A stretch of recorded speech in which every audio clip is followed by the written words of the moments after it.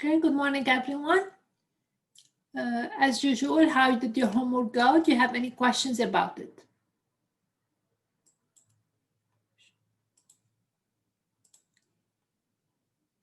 Okay. I know it was a simple one. So we're going to recap very quickly what we did yesterday, and then we're going to write everything in a more formal setting. So what we did yesterday was we just took a rock. So we had a rock and we fired it upward. And I gave you the position of the rock at every moment in time. So, and this was our equation for the equation of the rock. Okay, so the rock it has a line. That's the line of motion that you will draw a lot. That's the line on which the rock, we imagine the rock is moving. And our goal was to find the velocity. How fast was it going at t equal to 1? It means after 1 second, how far was it going?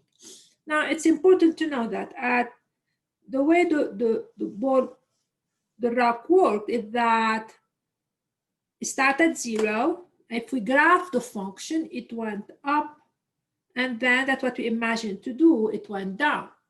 And it reaches basically its highest point after 3 seconds.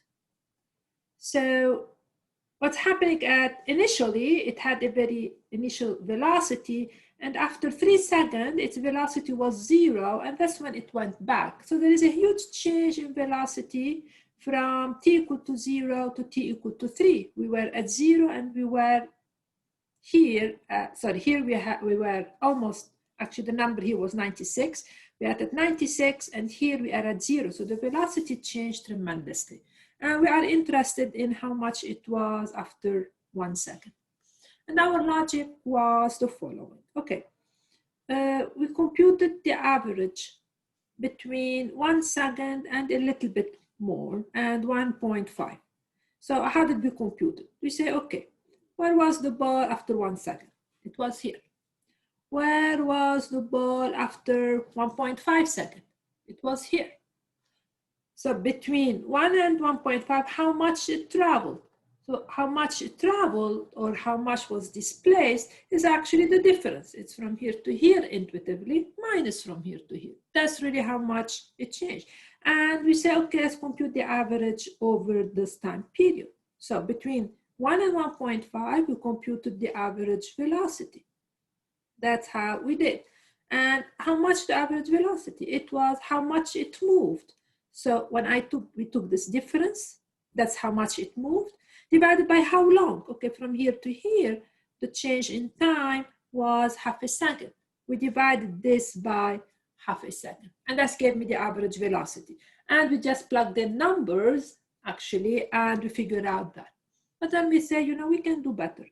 I want to zoom in and find the velocity over a shorter period of time. Instead of finding it in half a second, let's do better than that. And let us find it over 0.1 second. It means between 0.1. And then we did the same. Okay, how much did it travel during this period? So we did exactly the same thing. We computed how much it traveled, or by how much was it displaced. We divide this by how long it took. That's what we did yesterday. And we computed that number by just plugging in. And we get something around 62.4. But we said, since we have a formula to work with, why don't we zoom in a little bit more? And that's what we kept doing. We zoomed in a little bit more. So we took t to be 1.01, or actually, let's just zoom in a lot, 0.001. So now we took the change in time to be 1 over 0.001. And we hope that by then we are very close to the actual value. And we did the same. How much it traveled over how long, and we computed the average velocity. So that's really was our logic yesterday. So let me write this down here. Minus s of 1 over 0.001. And we almost got 64. Not quite, but almost 64. So we fixed the 0.1 and we start zooming in, zooming in, zooming in. And then we say, you know, the logical answer was that the velocity at at t equal to 1 was almost 64. That was the logic with it. And this velocity, sometimes it's called the instantaneous velocity. That I will define more formally now. Instantaneous velocity. So that's really the idea that we developed yesterday. And graphically, we said, you know, when you if this is 1 and this is s of 1. So in this picture, this is the height after 1 second, this vertical distance. And then this is the distance, 1.5. So when we computed, let's let us assume 1.5. I'm totally off scale. So when we computed s of 1 minus s of 1.5 minus s of 1, we actually computed the rise on the graph, and the 0.5 was the run. So when we computed this ratio, we actually got the slope of the secant line. And what we did is actually we kept zooming in. So eventually we're reaching the slope of the secant, the tangent line. And that was the instantaneous velocity. Okay, so that was the logic of what we did yesterday. We just kind of zooming in. So today we're going to basically formalize it into a real formula and then proceed. So we formalize it. First, we need the definition of a position function. What is a position function? So we're going to use this word a lot, so we may as well understand it. All right. What is a position function? Suppose we have an object, and this object is moving along a line. So that's the scenario. The position function, usually we use the letter s of t, is just a function. It means a rule that gives the position of the object with respect to a reference point. So it's a function, it's a rule that for every time t, it tells me where the object is, but it has to tell me where the object is with respect to a reference point. It means with respect to something. So in the problem of the rock, this function tells me where my object is with respect to the ground. So the ground was my reference point, and this tells me where my object is. By telling me the height above ground, it basically tells me the position of it with respect to the ground level. So that's really the idea of a position function. So let us, I'm gonna just draw a graph of a position function and then ask you a few questions about it. So suppose I tell you, okay, we have, so an example. Suppose I have an object moving along a line. So an object is moving along a line.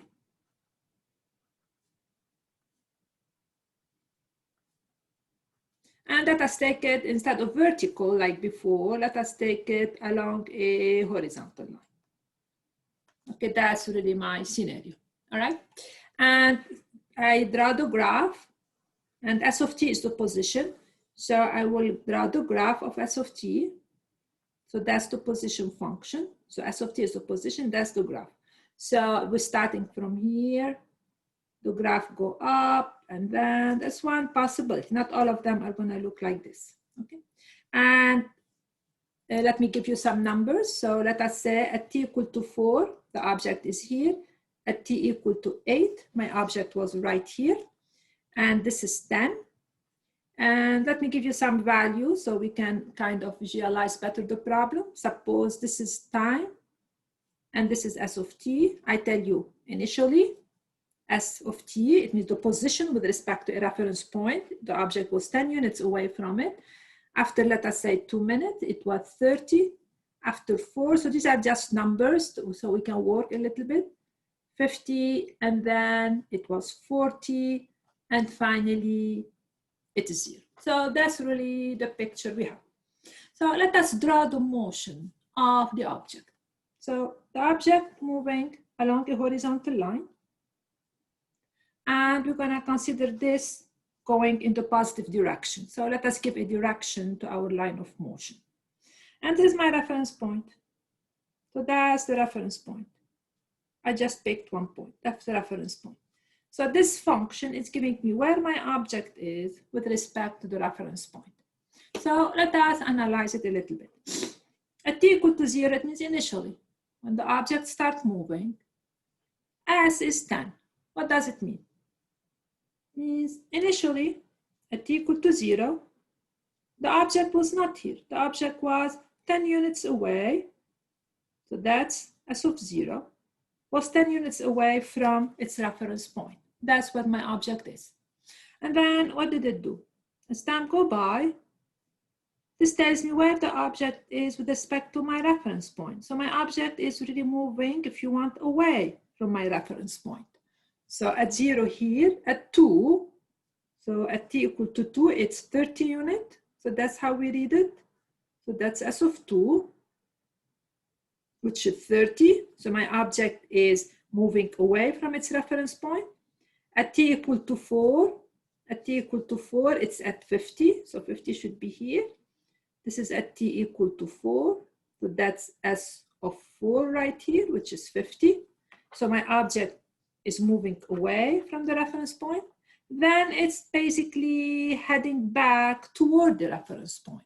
So it's heading back. So at t equal to 6, that's why I give numbers, so to make it easy for us. So at t equal to 6, I will put 6 down here. My object is right here, so that's 40. And at t equal to 8, it's actually back to its reference point. So at t equal to 8, my object is right there. So that's how we try to understand it. So what's the motion of my object? So what did my object do? It started here. It moved this way. And then it backed away like this. So that's really what the object did. Okay, and I need another red pencil. So it started here. It moved away from its reference point, and then it had back toward it up to hit the point A. So that's really the motion of my object. All right. Now let us ask a few questions about this position function so we can have a good understanding of it. Suppose I ask you the following question. Okay, I ask you the following question.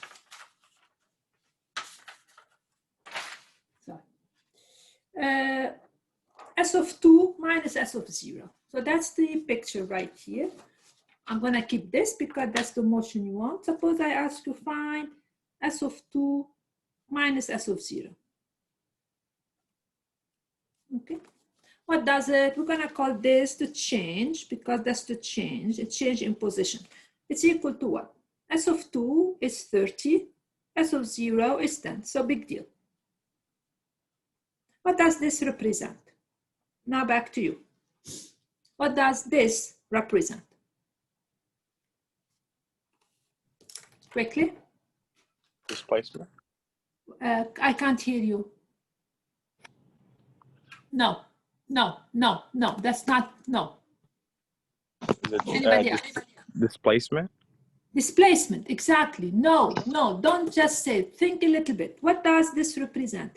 S of 2 minus S of 0 is by how much the object was displaced between t equal to 0 and t equal to 2. Do not just memorize, just think about it. At t equal to 0, my object was here. At t equal to 2, my object was here.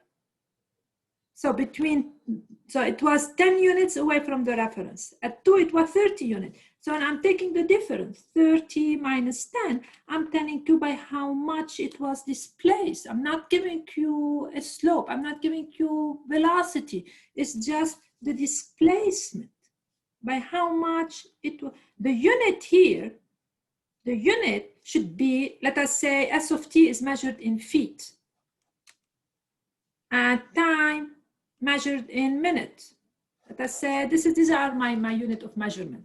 Okay, so this means this will be 30 feet minus 10 feet. This is 20 feet. So this is the displacement. That's the displacement between t equal to 0 and t equal to 2. Okay, that's by how much it moved. That's why I put this in front of us. This is what it was. It moved all the way to here. So when I'm taking the difference between them, I'm really telling you by how much it moved, by how much it moved. It moved by 20 feet. What's the average velocity now, Chris? What's the average velocity?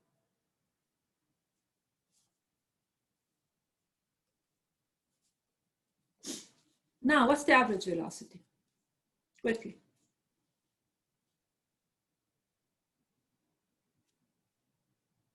I'm expecting 10. Do you understand? That's the average velocity. The average velocity now is the displacement by how much it moved over how long it took. That's the average velocity, which is going to be 10, whatever unit. Usually I give you very clear unit. This problem I didn't, but usually the units are very clear. So that's give me 10 feet per second. So this S of 2 minus S of 0 is just giving me the displacement by how much it moved. Has not yet the velocity. I divided by time to get the velocity. So that's displacement over time is giving me the average velocity. Let's try another one before we proceed. Okay, now this is, okay, before I go there, before I take the second one, I go back to the graph and we always want to connect the dot with the graph because it's important for us. So t equal to 0 and t equal to 2, which is in here. So according graphically, S of 0 is, this is S of 0. And S of 2 is this vertical distance. This is S of 2. So the difference, S of 2 minus S of 0, this is the delta S. And this is not the slope. This is nothing more than the rise. It's the displacement by how much the object changed. And from here to here, this is the delta T. This is by how much, by how long it took to move. How much it moved over how long. And where we're taking this ratio, and that's really where we're getting our secant line. It's the ratio, it's the ratio. That's the secant line. So that's the slope of that is the average velocity. So delta S is this. All right, now let me ask another question along the same line. So now again, I will actually only need this. I don't need the graph yet. Now my question is, I'm going to compute, sorry, not my apology. Okay, I want to compute the following. I want to find S of, let us say 6 minus S of 4. Okay. Notice when I'm taking the change, I always take the change at the higher value, minus the value at the higher amount of time minus the value at the lower amount of time. We don't do the opposite. Okay, we always move from left to right. All right, if I compute S of 6 minus S of 4, what it is? This is, you have everything in front of you, you should be able to answer me. So at t equal to 6, you know, that's the object. It started here. It moved this way, and then it moved that way, right? That's really the object. So S of 6 minus, we're going to call it also the change in position. It's going to be equal to what? Now I'm getting the right answer. I'm getting minus 10. And it's minus 10 feet because now it's just the change in position. So my object was here, right there, and then it moved toward the reference. So if we decide that going to the right is positive, so going away from the reference is the positive direction, between 4 and 6, the object went against in the opposite direction to direction of motion. That's really what's happening.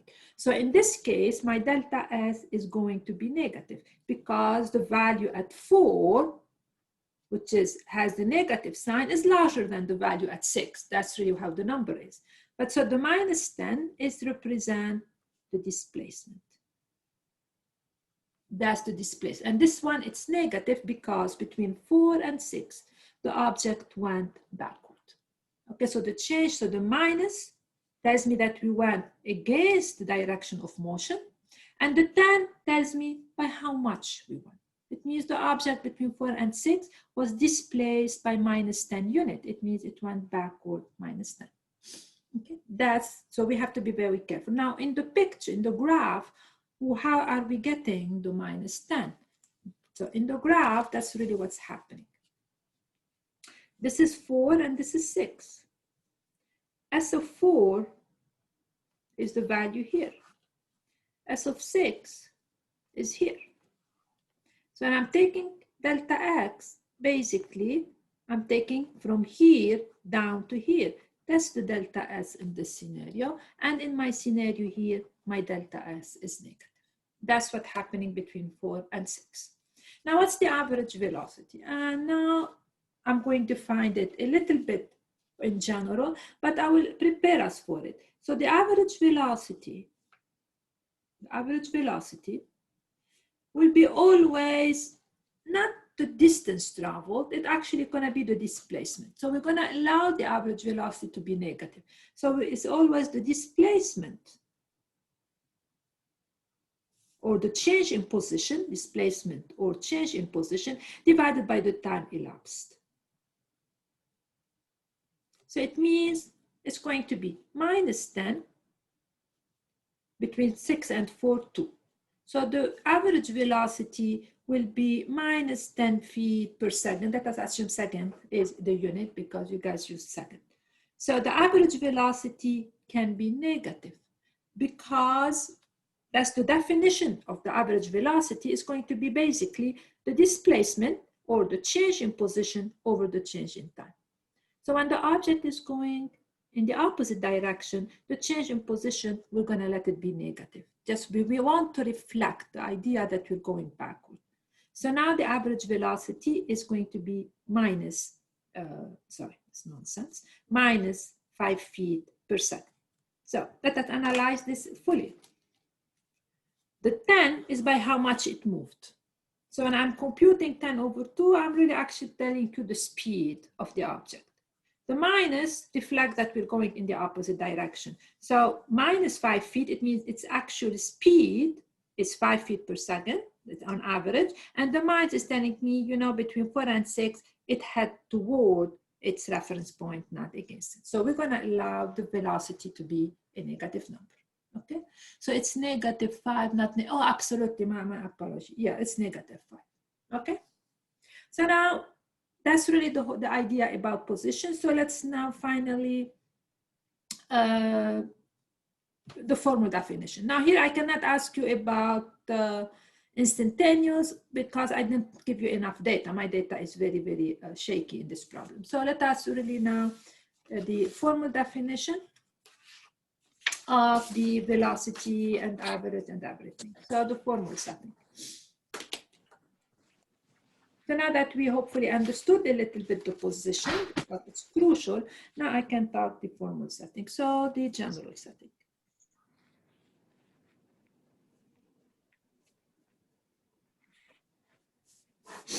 Okay. So this is the setting. So let S of t, so we have an object is moving along a line.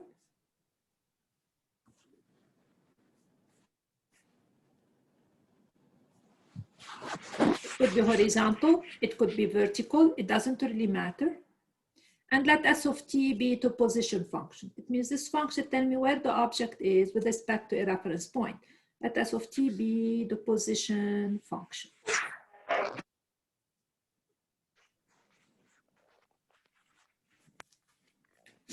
Okay.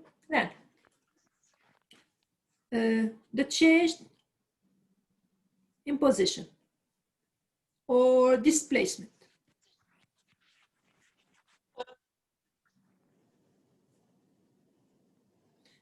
For t between A and B, denoted by delta x is, so the change in position is nothing more than the position at B minus its position at A. So that's S of B minus S of A. This is the change in position. This has not the velocity, it's just by how much was the object displaced. Now the average velocity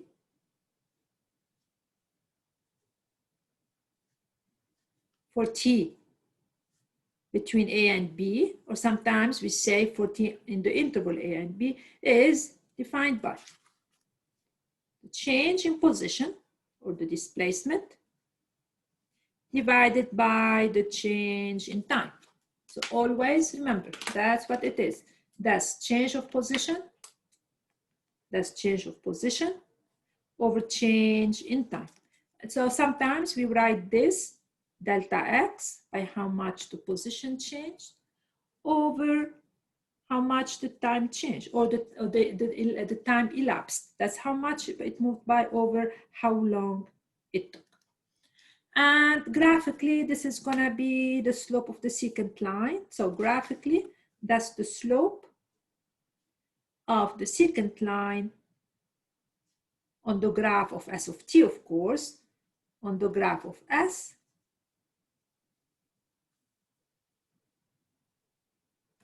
That's the slope of the secant line. Now, what is the instantaneous velocity? Instantaneous velocity. And sometimes we just call it velocity. So the instantaneous velocity at a fixed time A is the following. Okay, what's going to be the instantaneous velocity? The idea is here, exactly what we did yesterday. So this is my function. This is my S of t. Doesn't matter how it looks. Let us say a simple scenario. This is a fixed point A. What is the instantaneous velocity? From A, we move a little bit, A plus h. And we compute the average velocity between A and A plus h. So we take A and A plus a little bit. And we say, okay, during this short interval of time, so h is the time here, what was my average velocity? And then we let h take smaller and smaller value, and we compute the average velocity over a smaller interval of time. So instantaneous velocity is going to be the following. We take the velocity, the average velocity, which is the change in time. So we take the average velocity over the interval A plus h and A. So this is the displacement, and this is the time. So we take the average over a very short period of time, and then we say we're gonna do that when the time becomes smaller and smaller. So that's really the formal definition. So that's displacement over time. Now h represents time in this scenario, and then we let this time shrink more and more. The smaller the interval of time that we find average velocity on, the better estimate of my instantaneous velocity is. Okay. Now, another way we can write this is the following. Instead of using A plus h, I said, you know, I can use, let us say, t instead of A plus h. And I can use A. If I do that, the change in time will be t minus A. That will be the change in time. But in this scenario, I should take which limit? So if I can rewrite it this way, what will be changed in the limit here? Anybody? If I change my setting, instead of saying A plus h, I put S of t. Are you with him? Absolutely correct. In this case, t has to become close to A. And that will be our definition of the instantaneous velocity. So that's the average, and that's the instantaneous. It's based on what we did yesterday for the raw. We computed exactly what we did yesterday. That's really what we did yesterday. We computed the average between 1 and 1.5. So the h here was 1.5. Then we zoomed in between 1 and 1.1. The h here was 0.1. And then if I remember, we moved in a little bit more between 1 and 1.01. The h was 0.01. We kept zooming in, and then whatever answer we got close to, we say, you know, that's the good candidate for the velocity. And that's exactly what the average instantaneous velocity is. All right? Questions before we move on? And graphically, what this should represent. Graphically, exactly like we did yesterday, this will be the slope of the tangent line to the graph of S, to the velocity become geometrically at the point A, S of A. Okay? Because those are secant line, the limit is the tangent line. And that's really in physics, you know, the definition of the sustained velocity. And believe me, it took humanity a lot of time to reach that stage. It was not like something they figured out easily. They struggled tremendously with the notion of velocity. How, if an object is moving, objects were moving around them, how are we going to give meaning? How can we find the velocity at a given time? And it took a lot of time to basically figure out this approach. So it's not trivial, it's not simple, but by now, you know, we accept it. But it took time really to be able to figure out those notions, how we compute that velocity, right? So now we're going to take example, but let me clarify the picture one more. The average velocity graphically is this slope of the secant line, and the tangent right there. This is how we can visualize the instantaneous velocity. So that's the instantaneous, and this one here is the average. All right, so let's take up one more problem, and then we we did two things. We're gonna unite them in one. So I'll take one problem. Actually, let me take yesterday's problem and find the velocity at a different point. So can I move on? All right. So let's take one problem with velocity. I'll take the rock. There is no reason I take any other problem. So let me take the rock, which is it was fired upward.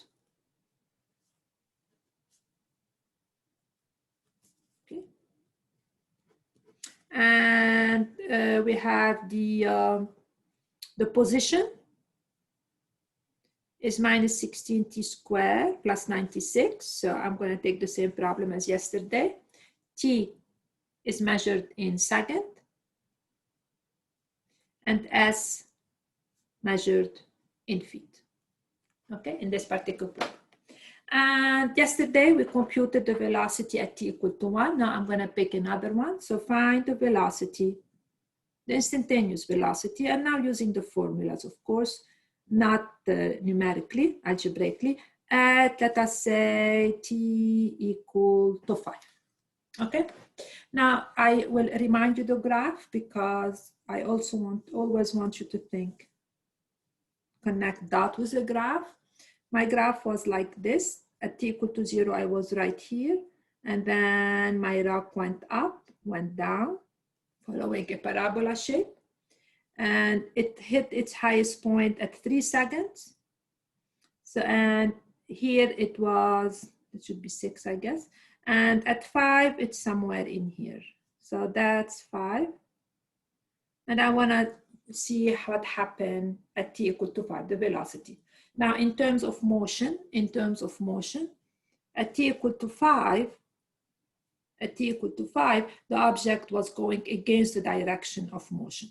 So in case of motion, the object was like this. It started here. It went up. After 3 seconds, it went down. So that's really the direction of motion. And at t equal to 5, it was on its way down. So we expect the velocity here to be negative, because the velocity is the displacement. And the displacement right here between 5 and 5 plus a little bit is going to be a negative displacement. Okay. So let us compute that. So now verbatim, and then this one you are becoming familiar with this technique. So now what's the velocity at t equal to 5? It's equal to the limit. And now, without memorizing, let's see what we're doing. So in my head, I say, what am I doing? I am taking 5 and 5 plus a little bit, 5 plus h. That's what I'm doing. And I'm computing the displacement between those 2 points. So displacement, it means I'm computing that. That's the displacement. And then I'm dividing it by the time. The time is h. So I'm starting by finding this average velocity. And then I said, after that, I want my h, or my time interval, to take smaller and smaller value. So that's the average. The limit is the instantaneous.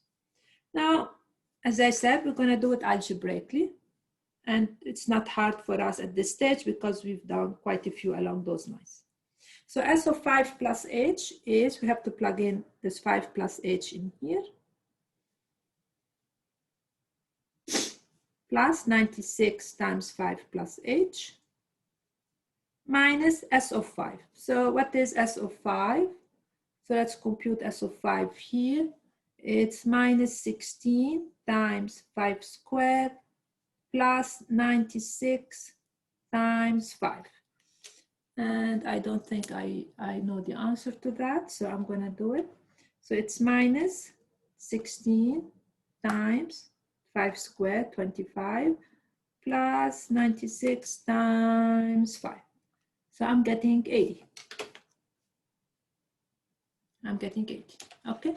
So now it's just, you know, we compute that. So that's the limit as H goes to 0. Okay, now we do this math here. I will have minus 16 times 25 plus 10H plus H squared plus 96 times 5, the magic of a calculator, 480 plus 96H minus 80 over H. Okay, and then I do everything we should do. I'll get an H here, minus 16 times 25 plus 480 minus 80 will eventually, of course, simplify. I will have minus 160H plus H squared. I meant plus 16H squared. I meant minus 16H squared. So that's minus that, minus 16H squared plus 96H. Okay, and finally, I will get, okay, I need to combine those two, and I will have the limit as H goes to 0, minus 160 plus this will give me minus 64H minus 16H squared over H. Did I add an extra H? Where, Austin?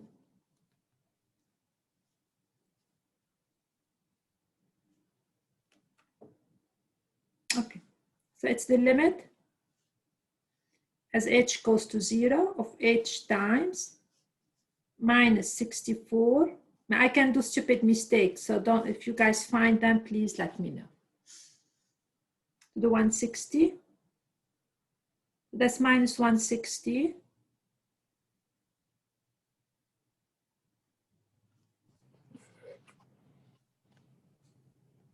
Okay, this is equal to minus 64. Austin, I cannot find my mistake.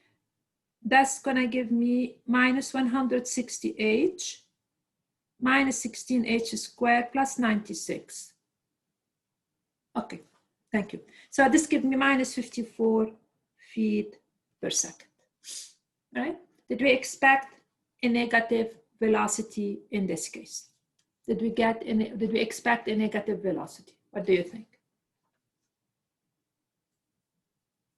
Absolutely, absolutely, because the velocity is the displacement. In this case, since the object was heading in the opposite direction of motion, the delta S is negative. The delta S is negative. So when I'm computing those, I'm really getting a negative delta S. That's really the picture.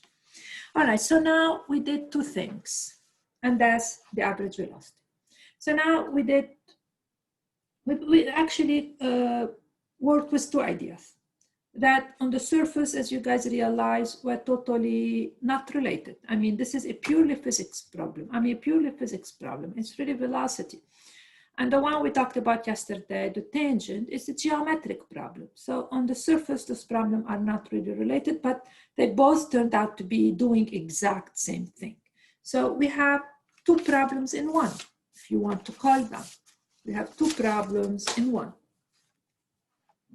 So sometimes we like to call them two problems in one.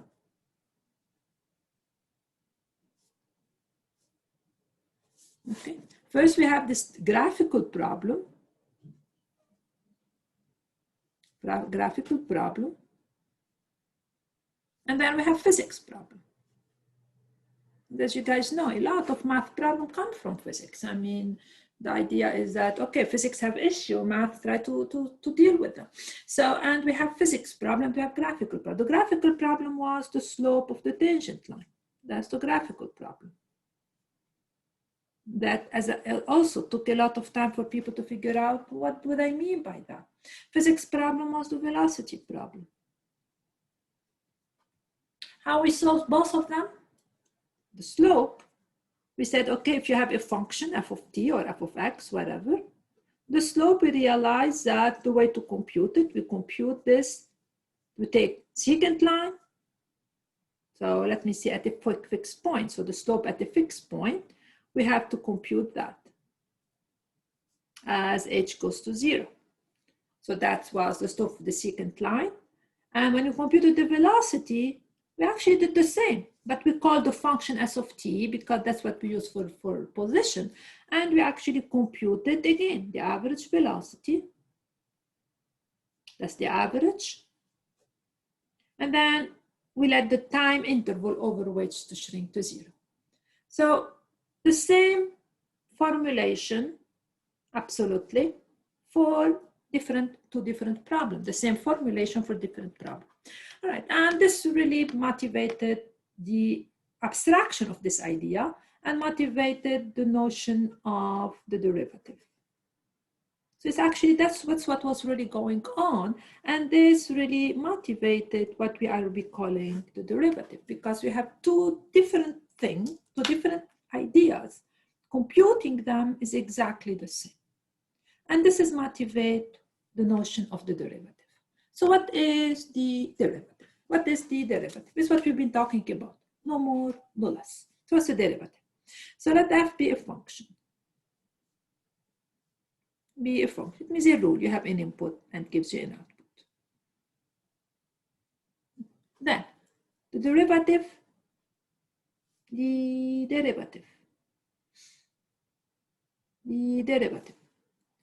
of f at the point A. Derivative of f at the point A, denoted by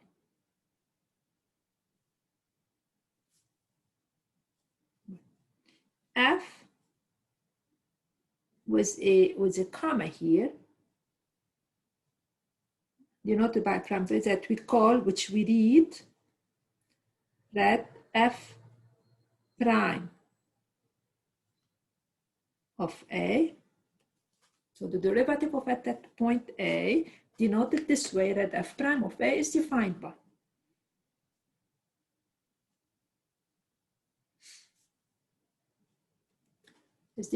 what? Is defined by this limit. No more, no less. That's really how we're going to define it.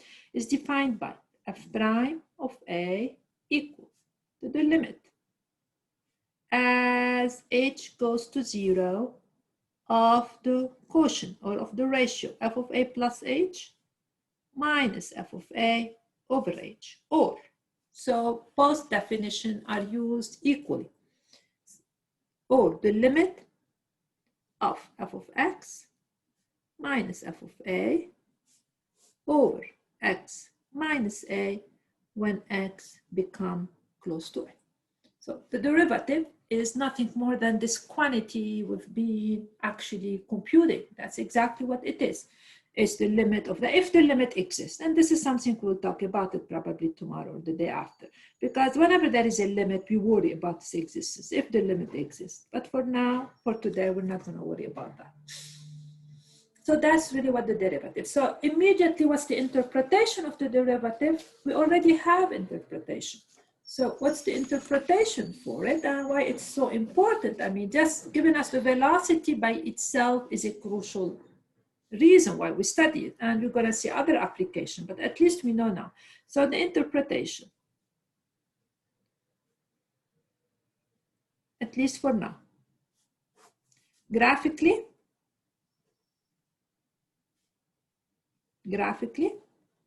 f prime of A is the slope of the tangent line.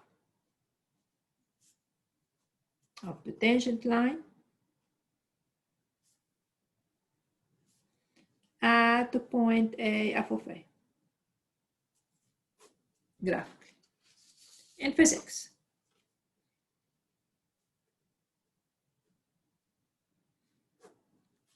if S of t is the position function,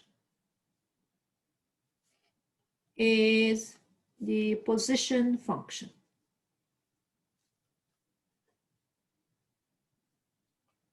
then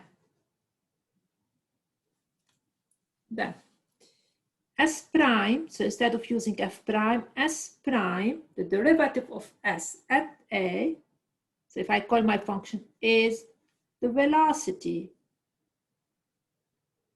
at the point A, at time A, because A in this case is the time, is the velocity of the object at time A. Okay.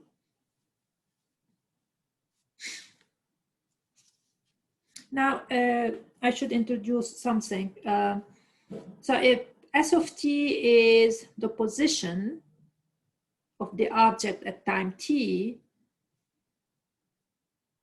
usually we use V of t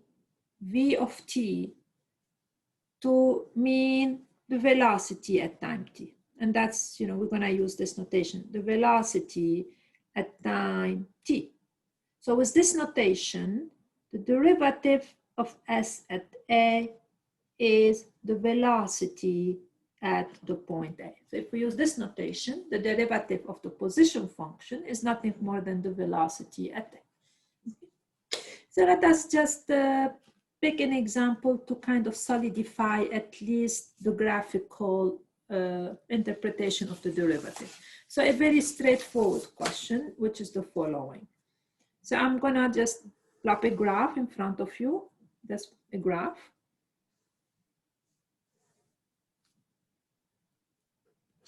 Okay, and so a graph. So let me draw the graph of a function. So that's a function, an input and an output, and just now a graph. So I'm sticking a lot to parabola. I don't know why. So that's like -2 in here. That's -1. 1. I want this to be 2, 3, 4, etc. 5 and 6. Okay, so this is my graph, right? And I'm gonna ask very simple question just to what's the sign? Decide if each of the quantity is positive, negative, or 0. Decide if each of the quantities below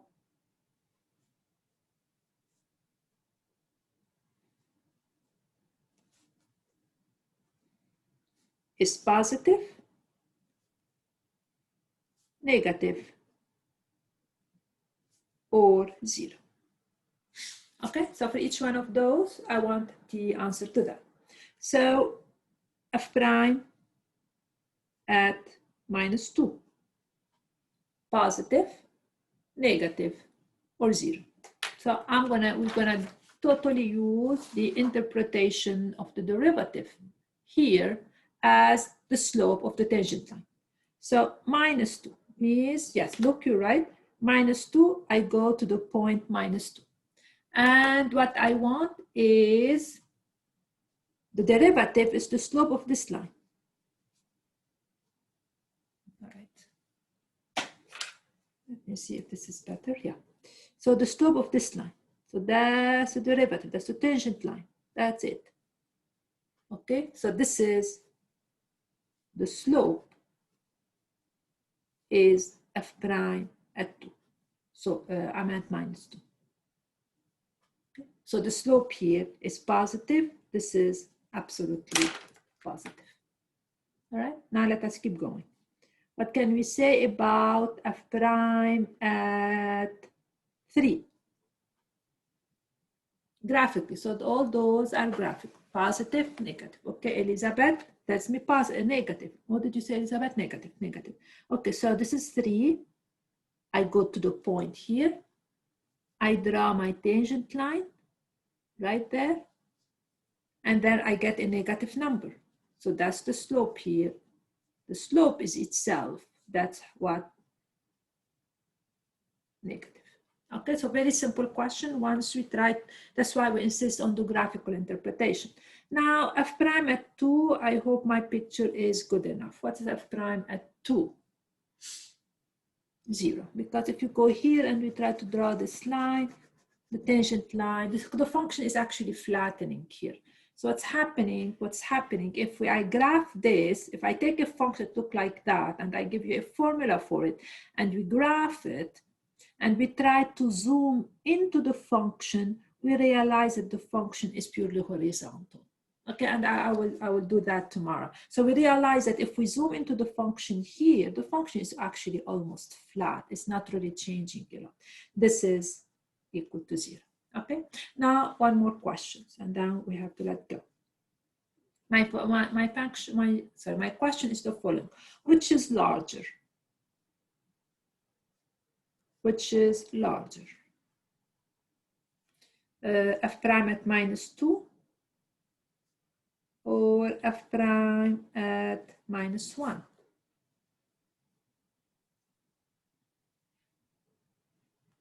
Okay, look, everybody tells me at -2. Everybody, yeah. So this is f prime at -1 is the slope of this line. F prime at -2. F prime at -1, we're talking about the slope of this line.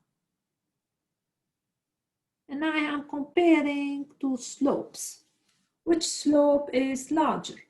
Okay, it's the steeper one. Which one is steeper? This one is steeper. So this is the larger one.